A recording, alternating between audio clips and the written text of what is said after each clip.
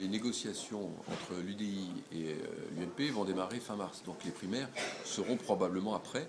Ce qu'il faut, c'est qu'elles se fassent assez rapidement, en tout cas avant l'été, au mois de mai ce serait bien, parce que si on tarde trop, on va se retrouver dans une durée de campagne extrêmement courte, et je pense trop courte par rapport à l'enjeu. Oui, c'est important parce que de toute façon, il n'y a pas 36 solutions, il y en a deux. Soit c'est une désignation parisienne et ça créera des difficultés, on aura du mal à réunir et à créer le rassemblement. Soit la manière la plus démocratique qui est maintenant assez répandue, c'est des primaires. Et des primaires ouvertes à tous les Lyonnais et non pas aux membres d'un parti politique. Je pense que c'est la bonne solution puisque ça légitime complètement celui qui arrive en tête et qui, de ce fait, se retrouve à la tête de ce rassemblement et de cette liste d'union de la droite et du centre. Donc ça me semble être la bonne solution. Ce qu'il faut, c'est qu'on l'organise et qu'on la mette en place rapidement. Oui, parce que c'est une campagne qui doit être rapide, qui doit être courte. Les uns et les autres, on s'est déjà exprimé sur beaucoup de sujets. Pour certains, on est plus connus que d'autres. Mais il faut que la campagne soit courte. Plus la campagne est longue, et on l'a vu récemment, plus c'est la porte ouverte à des problèmes, ce que, évidemment, on ne veut pas. Nous avons réussi jusqu'à aujourd'hui, alors que des ambitions se sont déjà exprimées, à faire en sorte qu'entre nous, il n'y ait pas de problème. Donc il ne faudrait pas qu'une longue campagne nous amène à des difficultés. Il faut que la campagne soit rapide et que la décision soit prise rapidement. Si on a tout bouclé avant l'été et idéalement au mois de mai, je pense qu'on sera tous contents. Écoutez, j'ai fait la liste des nombreux dossiers, j'en ai listé 7 qui sont assez emblématiques et qui sont des gros dossiers de la ville de Lyon, sur lesquels soit il a menti, soit il s'est raté. Bon. Donc il m'a semblé utile de le faire parce que les Lyonnais, encore une fois, n'entendent Gérard Collomb que sur le principe de l'autosatisfaction. Lyon, c'est la plus belle ville du monde et moi, je suis le meilleur maire possible. Et que vous pouvez dormir en paix, on est chez les bisounours quasiment. Donc il m'a semblé utile quand même que les Lyonnais soient informés des vrais problèmes qui se posent dans notre ville.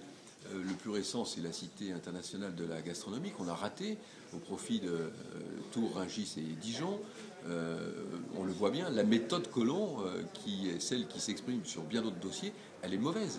Parce que faire le dossier dans son coin sans en parler à personne, cacher aux Lyonnais même qu'il y a cette compétition, dire en plein conseil municipal que finalement on n'y va plus, finalement y aller quand même parce que les Lyonnais sont informés, donc se mobilisent, et puis présenter un projet sans y associer personne, évidemment ça fait quand même beaucoup de difficultés qui au final donnent le résultat qu'on connaît. Lyon a perdu.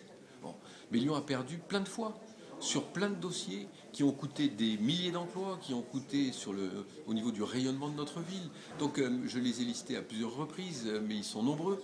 Donc il faut que les Lyonnais prennent conscience que Collomb s'enorgueillit d'une méthode dont il voudrait être un modèle. En réalité, ça provoque beaucoup plus de problèmes qu'autre chose. Écoutez, on le voit aujourd'hui, le quartier de la Confluence est totalement en difficulté, très encombré. À certaines heures, il y a une heure et demie de bouchons. Et pourtant, le quartier est encore en devenir, puisqu'on attend la fin de la phase 1 avec GL Evans et Euronews. On attend la phase 2 avec l'aménagement au niveau du marché-gare, avec l'arrivée de la faculté catholique à la prison Saint-Paul. Et aujourd'hui, rien n'est fait pour développer les moyens de transport qui existent, c'est-à-dire un tram. Donc il est évidemment indispensable de faire venir le métro au Confluent. On aurait dû le faire au moment de la constitution de ce quartier. L'erreur historique de Collomb de ne pas avoir fait ce choix, on le paye aujourd'hui et on le paiera demain si on ne prend pas cette décision. Donc moi, je prends l'engagement de faire le métro sur le quartier de la Confluence, quel que soit le coût, aller jusqu'à la Sucrière et au-delà jusqu'au musée des Confluences, quel que soit le coût, parce qu'on ne peut pas malheureusement faire l'impasse sur un moyen de transport lourd pour irriguer ce quartier si on veut s'assurer que ce quartier se développe.